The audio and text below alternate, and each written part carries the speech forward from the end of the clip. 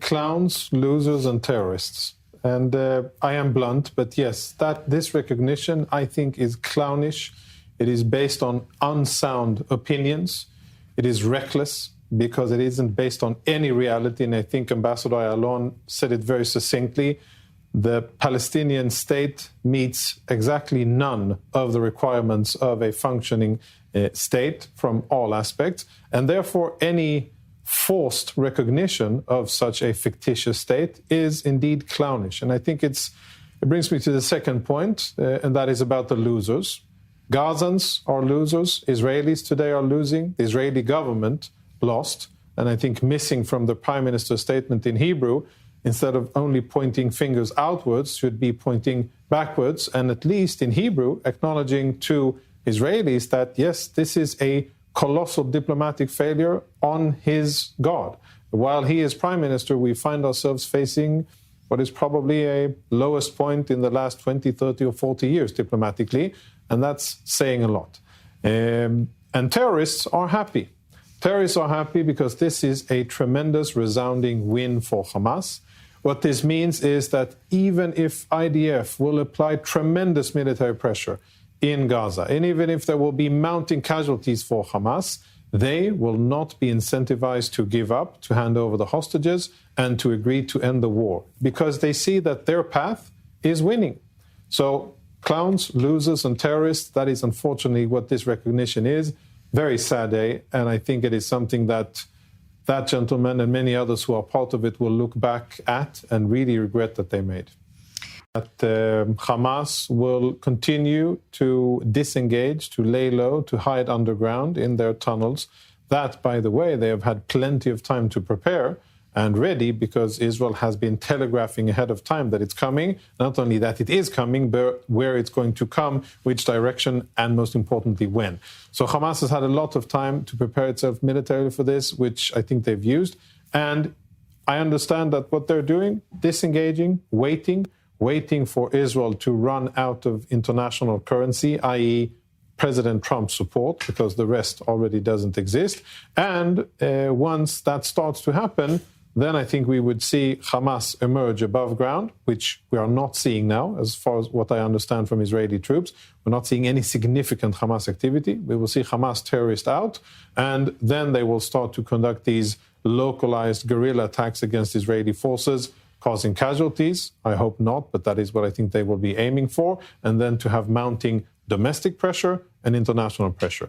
One only positive thing, my colleague at FDD, Rich Goldberg, said something interesting that, well, if there's a Palestinian state, then surely the UK, Australia, and the other countries in Canada, who are big contributors to UNRWA, should now immediately move to disassemble UNRWA. Because if there's a Palestinian state, then of course there's no need for a Palestinian refugee organization, and UNRWA should be disbanded immediately, with immediate effect, because there's a Palestinian state. So I hope that these countries will have the intellectual integrity to do such a thing. No doubt they've processed that potential development as well. We've discussed before the role that Egypt could be playing or should be playing. There are reports that Israel asked the US to pressure Egypt over its military buildup in the Sinai Peninsula. What do you make of that? What can you tell us, your insights? Well, I'm listening to a lot of heated rhetoric in Arabic, in Egyptian media. I hear government-affiliated people, I hear politicians, I hear civil society leaders, and I see TV hosts. And it's pretty much along the escalatory line of, well, if Israel does this and that, most of it focuses on allowing Palestinians out of Gaza, then the peace treaty is null and void, and Egypt will be legitimate to take any steps that it sees right for them. Couple that with enhanced troop presence, Egyptian troop presence in the Sinai, in complete and blatant violation of the 1979 peace accords, the military attachment to it. So we're seeing quite escalatory situation here, and maybe it's for the first time, really, since October 7, that there really is pressure on Egypt. I regret that. That is pressure that, in my mind, should have been there 2 years before, and this is 2 years too late. Had pressure been applied effectively by Israel via the US on Egypt, this war could have been over a long time ago. Palestinians would have suffered far less. Hamas would have been defeated because they would have been exposed of the human shields that, as we saw, they're using, and sadly quite effectively. So I think there's a lot at play here. And I hope that the Israeli government will start to leverage the tools at its disposal in order to apply pressure on Egypt. Egypt has been a very dishonest broker, and I think a very cynical and cruel towards their Arab brothers. Still in studio, Lieutenant Colonel in the Reserve, Jonathan Conricus. It certainly would be something unique to have news like this happening right now between Israel and Syria. It's just about to be New Year for the Jewish nation and for communities around the world. And of course, we know that Benjamin Netanyahu heads to New York very, very soon. He'd love to make a full announcement. So would President Donald Trump. Tell us more. What I think is happening is that there's a competition for who gets to remodel Syria. There is Turkey in the north. There is Iran, who so far is losing and lost many years of investment and influence. They had Syria as a stepping stone and as a launch pad against Israel and as a weapons convoy to Lebanon. They no longer have it. And what basically the U.S. is doing is stepping in first and saying, we will lead the process of bringing Syria back into the family of nations. And the agreement here, this security agreement with Israel, I think that is just part of bringing Syria in from the cold. We're going to see the head of the Syrian state address the UN for the first time in, I think, more than 40 years. And that's no small thing. And that is thanks to, I think, his willingness and his strategic cleverness to be part of this, to come under the American umbrella. And we're talking about security, we're talking about energy, we're talking about lots of deals for investment in infrastructure and changing the security situation between Israel and Syria. Now, on the table, I think we have to be very clear-eyed and very vigilant about whom we're dealing with. We are dealing with jihadists in suits that all of their lives dreamt jihad and wanted to establish a Sharia-based entity in Syria and, for that matter, all over the world. So what we have here is a security agreement that what Israel wants, and that appears to be what's going to happen, a large buffer zone between Israel and a no-weapon zone inside Syria so that Israel won't have to deploy inside Syria, and the Syrian state will take care of security there. If that happens, then that is a good something to start working on. And I think Israel is doing this in order to have a backdrop and a countermeasure to Palestinian recognitions at the UN. Many remain skeptical indeed. Appreciate your insights, though. We are watching. Lieutenant Colonel in the Reserves, Jonathan Conricus, appreciate you being here in studio. Thank you so much. My initial thought is that I'm saddened that it's taken us so long. On one hand, I am very happy with many of the military achievements, and there's a long list of military achievements that our security forces have been able to achieve for the State of Israel. Perhaps most importantly is that our biggest and most lethal enemy, Hezbollah in the north, today faces strategic, I would almost say existential threats in the face of Lebanese legislation to actually disarm that foreign terrorist organization, which is what Hezbollah is in Lebanon, from its weapons. And that's the first time in Lebanese history. If that happens with American support and advice behind the scenes, that will be a regional game changer. And if that is the only positive result of October 7, that's a major significant improvement for Israel. I am happy with the situation in Syria, and I think there's slight room for optimism and perhaps something of a pragmatic situation to emerge from it. I'm very happy that for the first time, our nemesis and main enemy, the main disrupting country and state sponsor of terrorism in the world and the Middle East, which spent billions of dollars, 20 years on trying to encircle Israel in that ring of fire. Of course, I'm referring to the Islamic Republic of Iran. For the first time in their history, they've been right-sized, they feel vulnerable, they've been exposed, and they know that this isn't the end of the new chapter in the book called Israel and the Islamic Republic of Iran. So those are good things. I am very sad that we still have 48 Israeli hostages in enemy captivity. Not a day goes by that I don't think about them. I just finished reading Eli Sharabi's book, and I've heard many testimonies of hostages, and it defies belief that our people are held by an enemy not so far away, and that we still haven't found neither the military nor the diplomatic means to get them out. And we should do that, of course, with defeating that enemy, Hamas. But 2 years after, I think what Israel has done is defied a lot of conventional wisdom. A lot of experts and a lot of people who told Israel on the 7th and 8th and 9th and 15th, and then for the most of the two years that have followed, that you can't do this and you can't do that and you mustn't do this and we forbid you to do that, whether it was going into Gaza City first and then Khan Yunis and then Rafah and then Lebanon and Syria and Damascus and all of the other things that Israel has done, and we can add Doha to that list. We've been told what we cannot do and what we mustn't do, and we've been told that we wouldn't be able to last as a country, as a military, as an economy in 2 years of war. And Israel, through its tremendous security forces, through its youth, and despite mistakes made, I think, by leadership at elsewhere, but at the end of the day, decisions and execution has allowed Israel to basically defy most. And last, I would say, also very important, is that I think we have to recognize that had it not been for the election of President Trump, I think we would have been sitting in a different situation. I think international pressure, that tremendous tsunami of boycotts and defamations and attacks against Israel at the very existence, the very basic existence of Israel, I think that they would have been much more effective and painful for Israel had it not been for the fact that President Trump was elected and he and his administration have been driving a very, very clear policy of standing with Israel and allowing Israel to fight in order to defend itself. And that's tremendously important. We mustn't underestimate the importance of it. And that's roughly it. So we have 3 division combat teams operating in and around Gaza City, and we have 1 division combat team holding the ground and doing offensive operations in the southern part of the Gaza City, Khan Yunis, and to a certain extent Rafah. So total of 4 operating now. At this day, what Israel is doing is still applying pressure. I read everything happening on the ground still as applying military pressure in order for Hamas to say, okay, we get it, we give up, we're willing to hand over the hostages, all of them, 48 murdered and live ones, and we agreed to surrender, and we understand that we are not going to govern the Gaza Strip at the end of this war.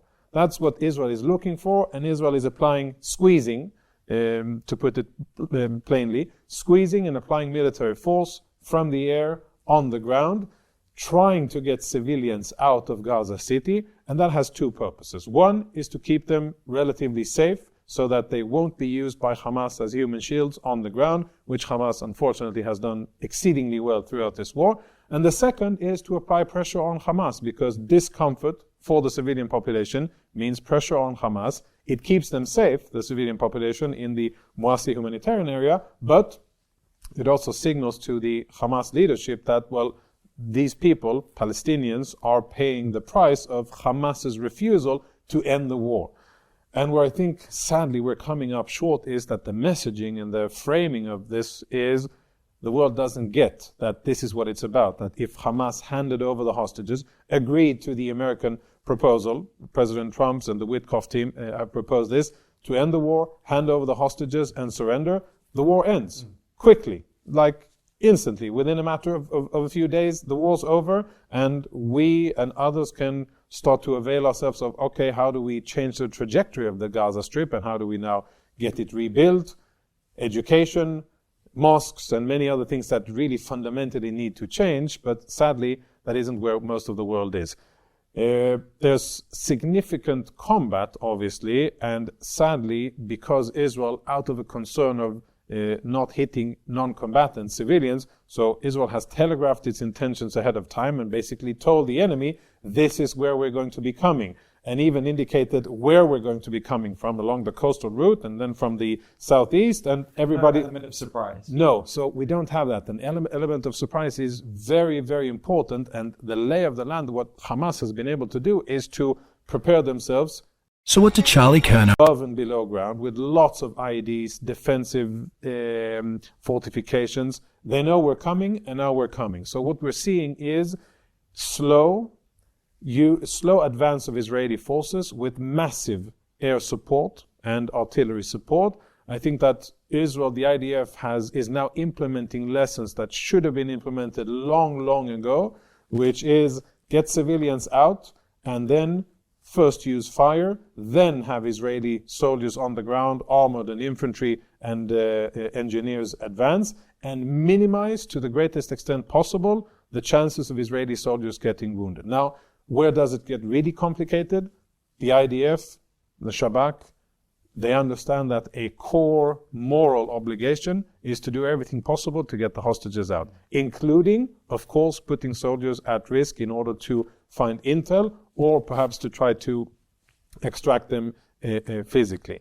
That is going to be very dangerous for everybody involved, but I think that the IDF will try to do that as safely as possible.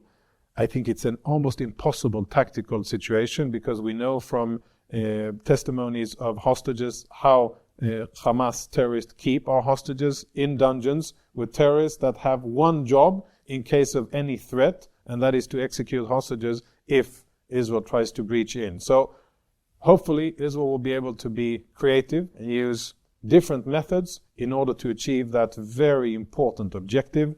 I think we have an excellent chief of staff, we have excellent commanders, we have a strong, very hard military that understands that this is a battle where stamina is key and that keeping our eyes on the objective is very important. In 1948, when things got tough in the War of Independence, and when some parts of the IDF came close to breaking, I remember a book written by a former Israeli commander who said, well, when it rains on everybody. When it's tough, it gets tough for everybody. It's tough for Hamas, it's tough for Israel. Now we will see who is tougher and who has most belief in their cause and what they need to do. And I believe that is Israel. And I believe that we are very, very justified in doing so. And I also believe that if we don't, we will regret it for a long time. The US is saying, well, here's the carrot. We can give you, delete sanctions that have been in place against the Syrian regime for a long time, and that will be a tremendous positive influence for Syria. And we can bring you back to amongst the nations of the world. And what we, the Americans, can also do is stabilize the security situation with Israel. I think that from a Syrian perspective, what they're really looking at is mostly foreign investment and, again, being accommodated back into the world. And Israel is a sideshow to that bigger picture. Now, very importantly, with Syria had various hostile roles against Israel. The most important one was that they were a stepping stone and a launch pad for the Iranians against Israel. The Iranians used Syria as if they owned it, and they did some horrible atrocities there against different minorities, specifically against Sunnis. I'm sure they were part of murdering tens of thousands, if not more, of Sunni Syrians during the war. And what today is that Syria is no longer a conduit for the transfer of weapons to Hezbollah.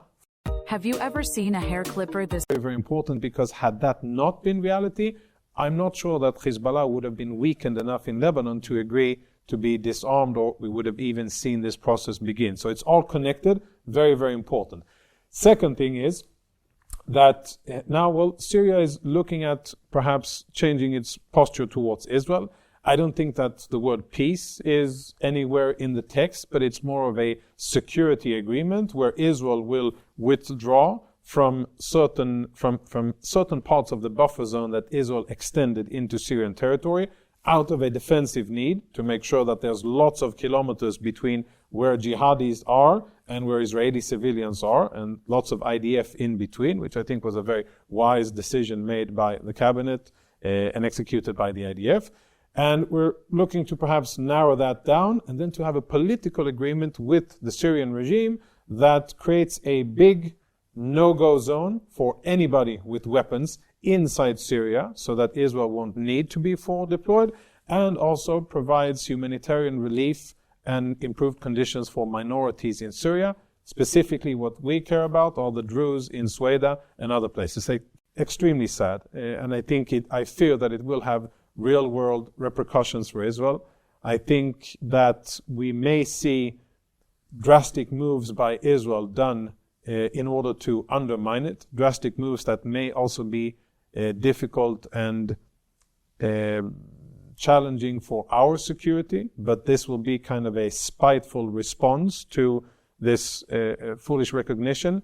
And I see a lot of negative things coming out of it. What will prevent it eventually is battlefield victory by Israel. If Israel ends this war with a defeated Hamas, with hostages back in Israel, and with Gaza in such a state that it's clear for everybody that this is the result of when you take such horrible and atrocious action against Israel as Hamas did on October 7, maybe then Palestinians will understand that, well, no, jihad is not the way. That the way of Hamas is not the way, and that they should be looking to live in mutual respect alongside us. They should recognize that Israel is the ancient and modern homeland of the Jewish people, and they should come to terms with that reality. The moment they do, all the better for them, because then, finally, they could perhaps get on with building their own future, being prosperous for themselves, owning their own destiny, and actually taking charge of their own future. Currently, Palestinians, whether it's in Gaza, in Judea and Samaria, in Lebanon, in Syria, in Jordan, in Egypt, they are still being used as tools by other countries and entities who have a hostile agenda against Israel. If I were a Palestinian, my number one goal would be to abolish UNRWA and to make that as fast as possible, and to have Palestinians in charge of their own future and destiny. Stop dreaming about returning to Israel. Stop speaking about victimhood. Stop say goodbye to fourth or fifth generation refugees, which is, total nonsense when you think of it from a rational point of view, and say, okay, we've had a tough few decades. Let's brush it off and let's own our destiny and let's go forward. And the fact that they're not doing that, it's only to their own detriment, and I'm sad for them that they're being used and abused by so many other countries, including now by naive Western democracies who think and say, I don't know if they really think it, but let's say they say that they're trying to help the Palestinians. What they're doing is anything but.